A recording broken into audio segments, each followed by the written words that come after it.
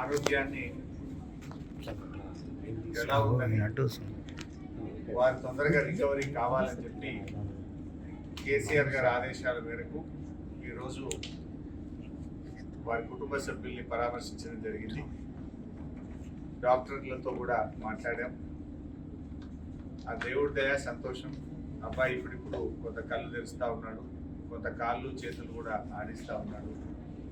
తన నొప్పిని కూడా ఏడుపు రూపంలో తన నొప్పిని కూడా కొంత చెప్పగలుగుతున్నాడంటే it is a good symptom. Recovery అవుతున్నాడని అనిపిస్తూ ఉంది. డాక్టర్లు అయితే కాన్ఫిడెంట్గా ఉన్నారు. తప్పకుండా వారికి మంచి వైద్యం అంటే అన్ని రకాలుగా ప్రత్యేకమైన శ్రద్ధ చూపించి వారికి అత్యుత్తమమైనటువంటి వైద్యాన్ని అందిస్తున్నామని డాక్టర్లందరూ కూడా చెప్పడం జరిగింది.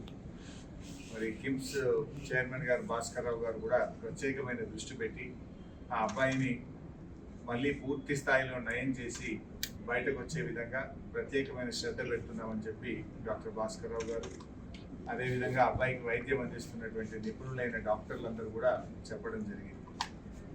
మేము కూడా బీఆర్ఎస్ పార్టీ తరఫున ఆ భగవంతుడు అబ్బాయిని ఆశీర్వదించాలి. తప్పకుండా అబ్బాయి మళ్ళీ మంచిగా నయమై మరి పూర్వస్థితిలోకి రావాలని చెప్పి మేము ప్రార్థిస్తూ ఉన్నాం. వారి తండ్రి గారు భాస్కర్ గారికి కూడా కేసీఆర్ గారు మమ్మల్ని అందరినీ పంపారు. మీరు ధైర్యంగా ఉండండి, తప్పకుండా బాబు బాగవుతాడనే ఆత్మవిశ్వాసాన్ని ధైర్యాన్ని కూడా వారికి ఇవ్వడం జరిగింది. వారి అమ్మగారు రేవతి గారు చనిపోవడం చాలా దురదృష్టకరం.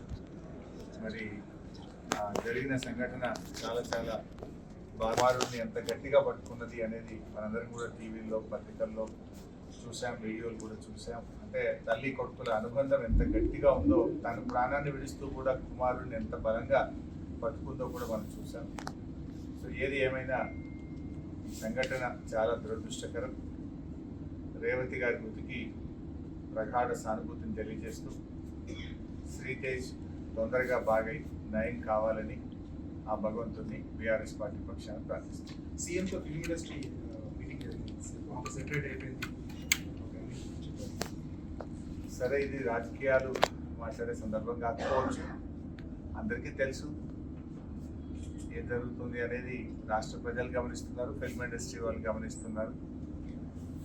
ఏం జరిగినా రాష్ట్రానికి మంచి జరగాలి, భయభ్రాంతులతో కాదు, ప్రేమ అభిమానాల మధ్య జరగాలి. ఏదైనా రాష్ట్రం మంచి కోసం ఆలోచించాలి. అందరూ బలవంతంగానో భయభ్రాంతుల మధ్య కాకుండా ప్రేమ అభిమానాలతో మంచితనంతో మంచి జరగాలని కోరుకుంటాం. సరే, ఇప్పుడు ఎందుకంటే మేము వచ్చింది ఆసుపత్రి, ఇక్కడ మేము రాజకీయాలు మాట్లాడడం మాకు అంత కలుస్తారు సరైన సందర్భం కాదు. We only pray the god Sritej బాగా కావాలి, తొందరగా బయటకు రావాలని ప్రార్థిస్తాం. ప్రతిపక్షాలే ఇది రాజకీయం చేస్తున్నాయని అధికార పార్టీ ఆరోపణ. సరే, నువ్వేమో రాజకీయాలు మాట్లాడాలంటే నువ్వు పదే క్వశ్చన్లు రాజకీయమైన క్వశ్చన్లు వేస్తావు, చెప్తావు, బాగుంది చెప్పచ్చు. ప్రతిపక్షాలు రాజకీయం చేస్తుందా, ప్రభుత్వం రాజకీయం చేస్తుందా అందరికీ తెలుసు కదా. నేను మాట సింపుల్గా అడుగుతున్నా సార్. 12 రోజుల తర్వాత కదా ముఖ్యమంత్రి స్పందించింది. యాక్సిడెంట్ జరిగిన తర్వాత శ్రీతేజ్ను ప్రభుత్వం ఎందుకు స్పందించలేదు? ఒక మంత్రి గారు వచ్చి ఎందుకు పరామర్శించలేదు? 12 రోజుల తర్వాత అసెంబ్లీ వేదికగా నువ్వు మాట్లాడి అప్పుడు కదా నువ్వు స్పందించింది. మరి 12 రోజులు ఎందుకు స్పందించలేదు? ఆ 12 రోజులు ఏమైంది? ఇంకోటి, శ్రీతేజ్ ఎంత ముఖ్యమో రాష్ట్రంలో ప్రతి పౌరుడు కూడా అంతే ముఖ్యం కదా.